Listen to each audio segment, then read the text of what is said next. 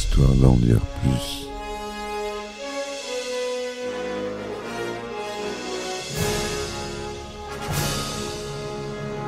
Eh ben attendez, on est en France. Allez, cul sec. Hop.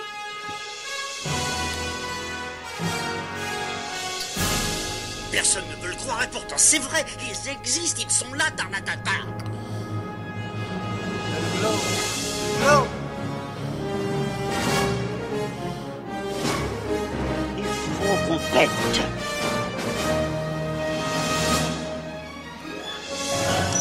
Voyons, circuit branché, correcteur temporel temporisé.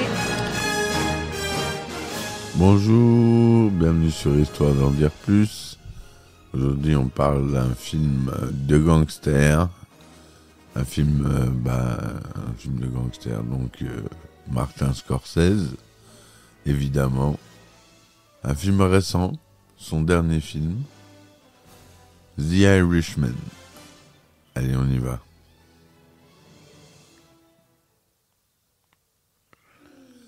Donc The Irishman de Martin Scorsese est un film de gangster américain coproduit et réalisé par Martin Scorsese et sorti en 2019.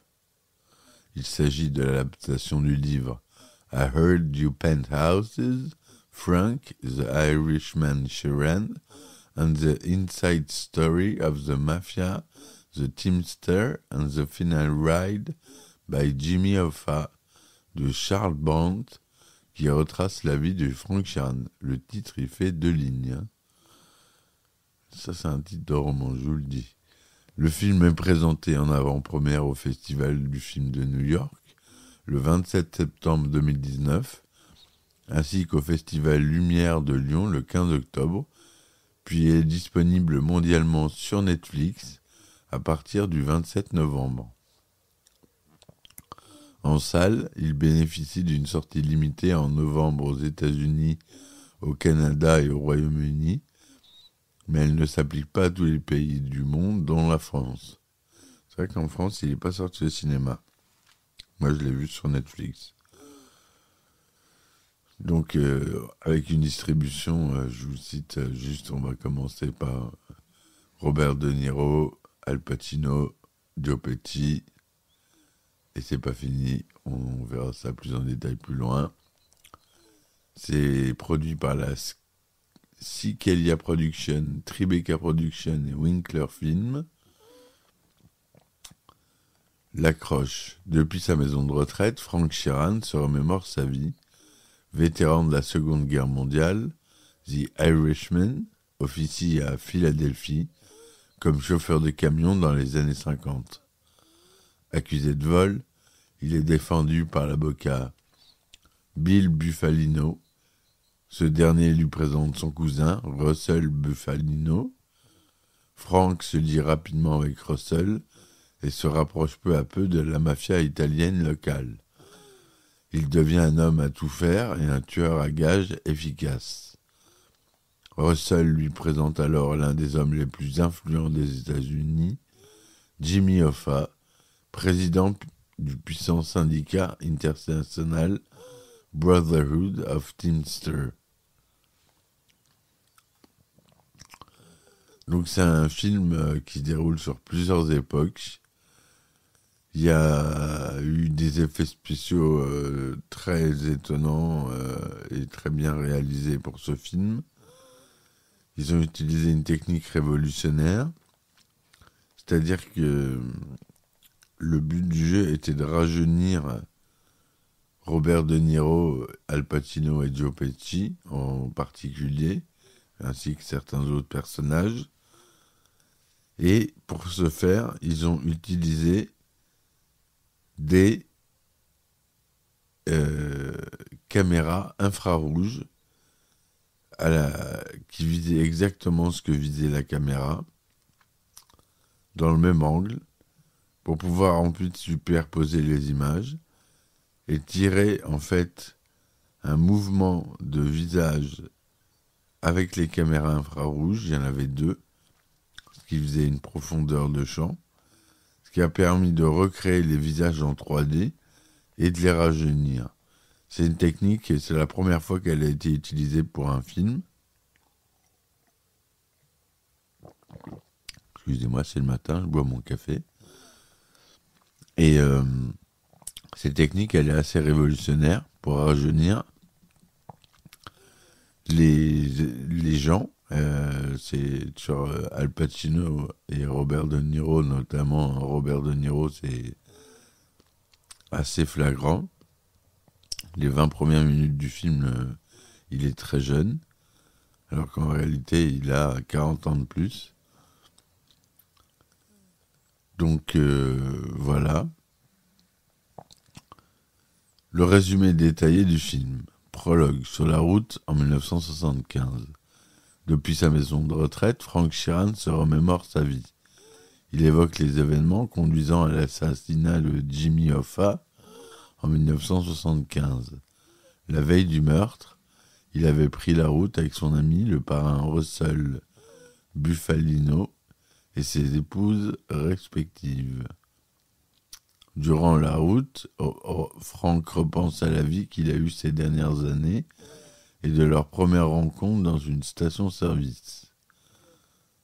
Les premiers pas dans le milieu. Vétéran de la Seconde Guerre mondiale, The Irishman officie à Philadelphie comme chauffeur de camion dans les années 1950. Un jour, alors qu'il est en panne sur la route, il rencontre sans savoir Russell Bufalino, qu'il prenait pour le patron de la station. Plus tard, il rencontre Skinny Razor, qui travaille dans la viande, à qui Frank propose de lui livrer de la viande de qualité. Mais un jour, la cargaison de viande de Frank est volée. Accusé de vol, il est défendu par l'avocat Bill Bufalino. Ce dernier lui présente son cousin, Russell Bufalino. Ce dernier fait partie de la mafia italienne qui gère de nombreuses affaires dans les transports. Frank se lie rapidement d'amitié avec Russell et se rapproche peu à peu de la mafia italienne locale. Il devient progressivement un homme à tout faire, et un jour, Frank s'en prend à l'épicier du coin sous les yeux de sa fille Peggy, car celui-ci l'avait bousculé. Plus tard, à la recherche de plus d'argent, Frank se voit proposer par Whisper DiTullio de faire sauter une blanchisserie. Apprenant que celle-ci appartient en réalité à Angelo Bruno, qui fait partie de la mafia italienne et ami de Russell, Frank se propose de tuer pour eux Whispers. Il devient par la suite un tueur à gages pour Russell. C'est à ce moment-là que Frank change de femme depuis qu'il a rencontré Irene, mais sa fille Peggy devient moins proche de Frank et Russell. Autre partie. Rencontre avec Jimmy Hoffa. Un jour, Russell présente alors à Frank l'un des hommes les plus influents des États-Unis, Jimmy Hoffa, président du puissant syndicat international Brotherhood of Teamsters. Jimmy cherche alors de l'aide pour éviter toute concurrence à son syndicat et Frank accepte. Rapidement, les deux hommes deviennent très proches. La fille de Frank devient très proche de Jimmy. Le syndicat finance la mafia italienne des prêts pour des nouveaux projets comme la construction de Las Vegas.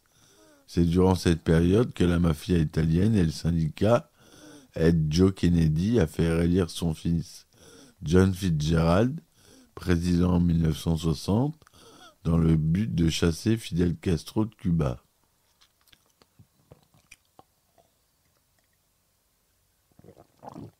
Je suis toujours là. Je finis mon café. Démêlé durant l'ère Kennedy. Mais rien ne se passe comme prévu. En effet, le frère de John, Robert Kennedy, alors ministre de la Justice, veut faire tomber à tout prix Jimmy Hoffa, qui n'aime pas les Kennedy.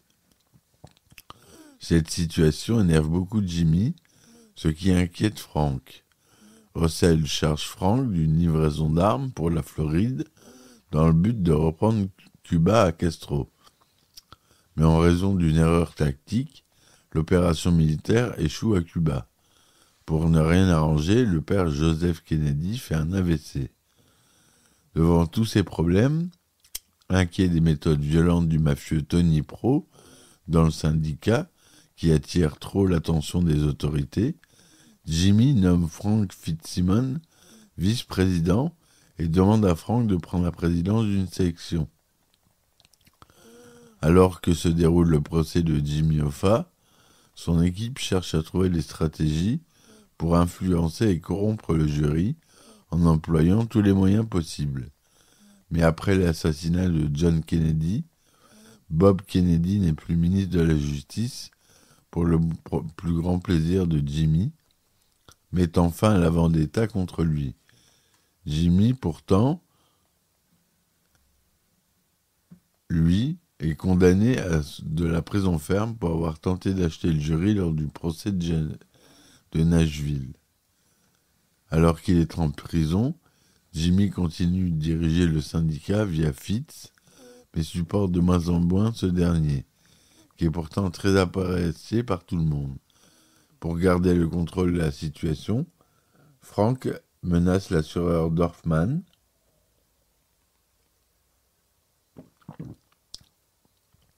pour faire passer le message à Fitz pour continuer les prêts. Tony Pro tombe à son tour pour extorsion de fonds et se retrouve dans la même prison que Jimmy. Tony cherche à tout prix à récupérer l'argent que le gouvernement lui a confisqué et tente de demander de l'aide à Jimmy. Mais ce dernier refuse, car cela est impossible en raison de la loi, et les deux hommes se bagarrent. Tony n'ayant pas supporté l'insulte de Jimmy, selon Frank, c'est à ce moment-là que ça a commencé à déraper.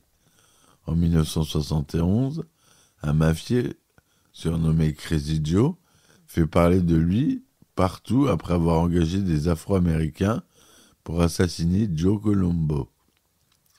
Russell ne supporte pas l'attitude de Joe qui lui manque de respect. Le soir suivant, Frank assassine Joe alors qu'il fêtait son anniversaire avec sa famille.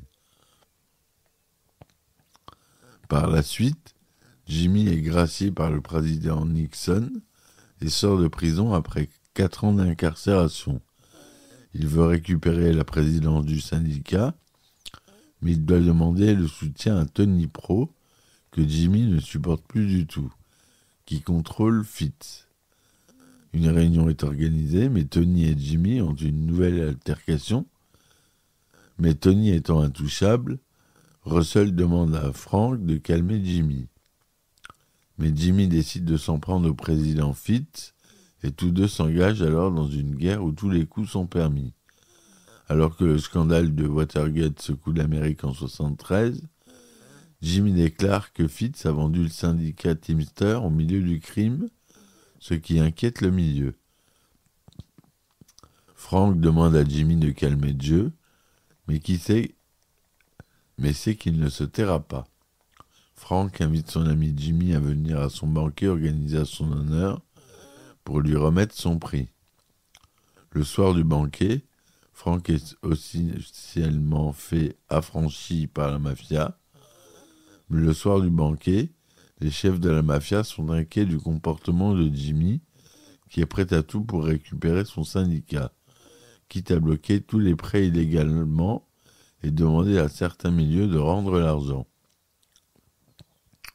Finalement, Russell demande à Frank de dire à Jimmy que les deux jeux sont faits. Lorsque Frank transmet le message à Jimmy, ce dernier annonce qu'il s'en prendra à eux s'ils s'en prennent à lui et rappelle que Teamster reste à tout jamais son syndicat. Frank comprend qu'il est trop tard pour faire machine arrière, tandis que Jimmy danse avec Peggy. Quelques jours plus tard, le 29 juillet 1975, Russell, Frank et leur épouse prennent la route vers Détroit pour aller officiellement à un mariage afin de ramener la paix. Frank invite Jimmy à le rejoindre le lendemain à Détroit pour le mariage. Finalement, Jimmy accepte une réunion avant le mariage avec Tony Pro et Tony Jack le lendemain après-midi et Frank y est convié. Alors que Russell et Frank se sont arrêtés pour la nuit près de Port Clinton, Russell annonce à Frank qu'ils ne reprendront pas la route et que Jimmy doit mourir. Le lendemain, Russell envoie Frank seul tuer son ami à Détroit. Arrivé à Détroit, Frank rejoint Sally Bugs, tueur de Tony Pro, dans la maison du rendez-vous qui servira de scène du crime. Ils sont rejoints par Chuck O'Brien, le fils adoptif de Jimmy, devant la maison et partent ensemble chercher Jimmy avec la voiture de Chuck. Il lui annonce que Tony Pro et Russell l'attendent à la maison. Une fois arrivés, Jimmy et Frank rentrent dans la maison. Une fois constaté qu'elle est vide, Jimmy s'apprête à repartir, mais il est abattu par son ami. Frank quitte la maison en laissant le corps inanimé de Jimmy dans la maison et retrouve Russell près de Port Clinton. La tâche accomplie. Tous se rendent ensuite au mariage assisté par tout le milieu, la paix retrouvée. Mais à l'annonce de la disparition inexpliquée de Jimmy Hoffa, Peggy demande à son père pourquoi il n'a pas appelé Madame Hoffa. C'est la dernière fois qu'il lui parlera avant de disparaître de sa vie définitivement, tandis que Sally Bugs fait disparaître le corps de Jimmy Hoffa en l'incinérant. Par la suite, les personnes du milieu liées à Jimmy Hoffa sont convoquées par les autorités et se retrouvent condamnés les uns après les autres pour des faits qui n'avaient rien à voir avec ces disparitions. Alors que Sally Bugs est tuée, Russell se fait trahir par un indicateur de la police et tombe pour tentative de meurtre sur témoin, tandis que Frank Sheeran tombe pour corruption et racket. Tous se retrouvent à vieillir ensemble en prison et meurent les uns après les autres sous les yeux de Frank. Des années plus tard, Frank ayant bien vieilli, sort de prison. Il tente en vain de se racheter auprès de ses enfants. À l'approche de sa mort, Frank Sheeran, apprenant qu'il est le dernier encore en vie de son milieu et de toute cette histoire, décide de tout confesser. Le film se termine par le départ du prêtre qui rendait visite à Frank le soir de sa mort. Frank lui demande de laisser la porte ouverte en partant, en attendant que la mort vienne à lui. Et voilà comment se finit le film. Un long film qui est compliqué, qui demande d'être vu plusieurs fois. Il faut bien le suivre. C'est du Martin Scorsese.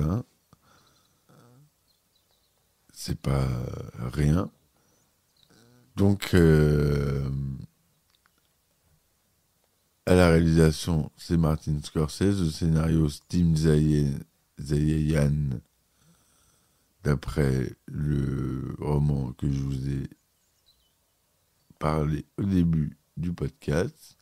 La musique est de Shane Saracella. La direction artistique Bob Shaw. À la photographie, on retrouve un habitué de Scorsese, Rodrigo Prieto. Au montage, Thelma Schoonmaker. La société de distribution, c'est Netflix, avec un budget de plus de 159 millions de dollars. Ce qui est étonnant, parce qu'il n'y a pas d'effet, à part ces effets spéciaux-là, que je vous ai parlé tout à l'heure. Il n'y a pas d'autres effets. Ça doit être le budget pour le salaire de tous les grands rôles. Vous allez voir la distribution qui est énorme. Le film est tourné en digital couleur 1,85e. Il est sorti aux États-Unis le 27 septembre 2019. Et dans le monde entier. Il était au Festival des Lumières à Lyon le 15 octobre 2019 aussi. Alors on a Robert De Niro qui joue Frank the Irishman Sheeran, Al Pacino qui joue James Riddle Jimmy Hoffa, Joe Pesci qui joue Russell Bufalino, Ray Romano qui joue Bill Bufalino, Bobby Cannavale qui joue Skinny Razor, Anna Paquin qui joue Peggy Sheeran adulte, Stephen Graham, Tony Pro, Harvey Keitel qui joue Angelo Bruno,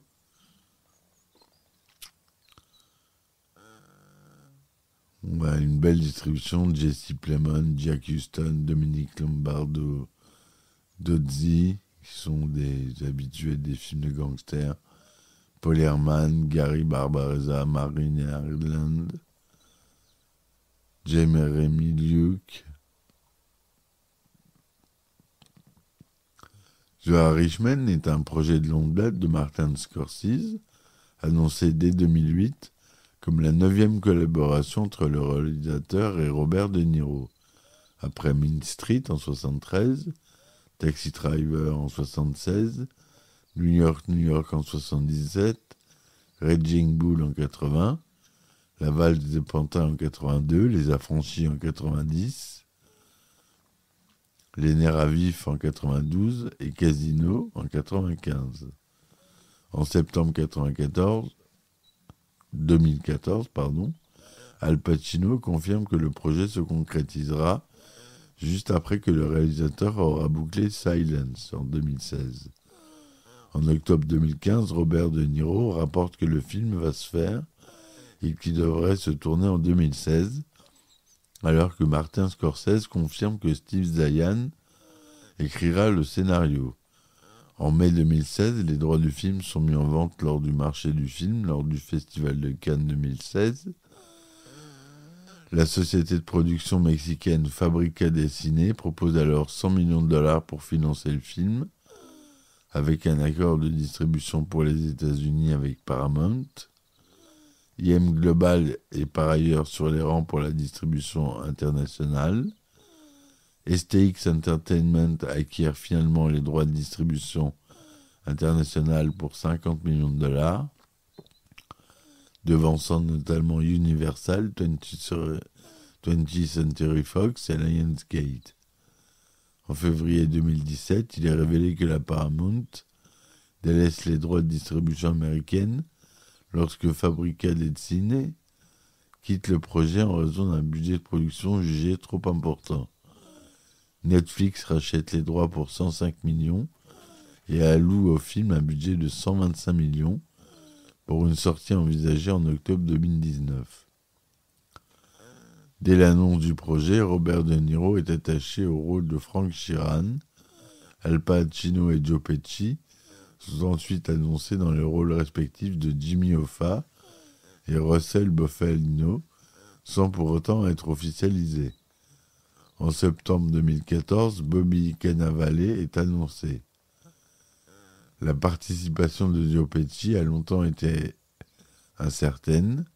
Il l'aurait refusé une 50aine de fois avant d'être officialisé en juillet 2017. Il retrouve ainsi Martin Scorsese pour la 4e fois après Raging Bull, Les Affranchis et Casino.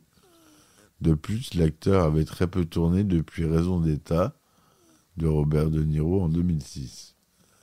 Al Pacino rejoint lui aussi officiellement le film en juillet 2017. C'est sa première participation dans un film de Scorsese.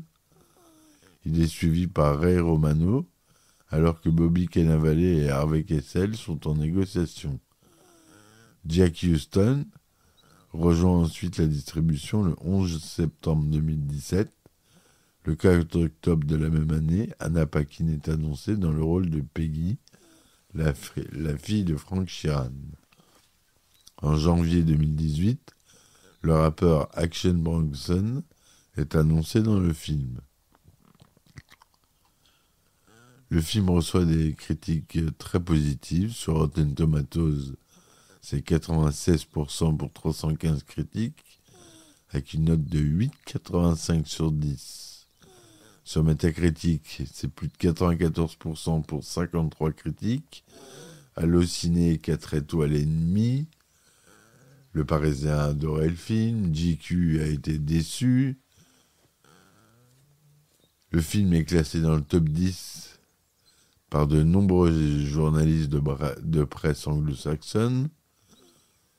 Meilleur film de l'année pour eux. Il a été nominé de nombreuses fois. Un film profond qui demande plusieurs lectures. Je vous conseille de le voir, vraiment. Il est vraiment superbe. Les effets spéciaux sont époustouflants, ils sont totalement invisibles. C'est pour ça qu'ils sont époustouflants. Voilà ce que je voulais vous dire pour ce film, mes amis. À voir et à revoir, un bon film de Martin Scorsese. Je vous dis à très vite pour un nouvel épisode. N'oubliez pas de liker, de partager et de commenter, s'il vous plaît, le podcast, s'il vous plaît. Supportez-moi sur mes différentes plateformes, Patreon, Ulule, Tipeee. Je vous dis merci, à très vite. Et puis, ciao. Histoire d'en dire plus.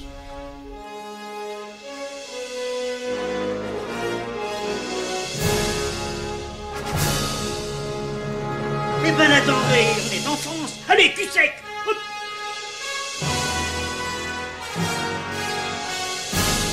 Personne ne veut le croire et pourtant c'est vrai, ils existent, ils sont là, Tarnatata.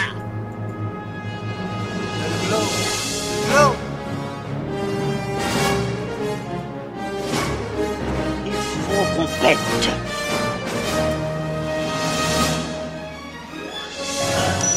Voyons, circuit branché, correcteur temporel temporisé.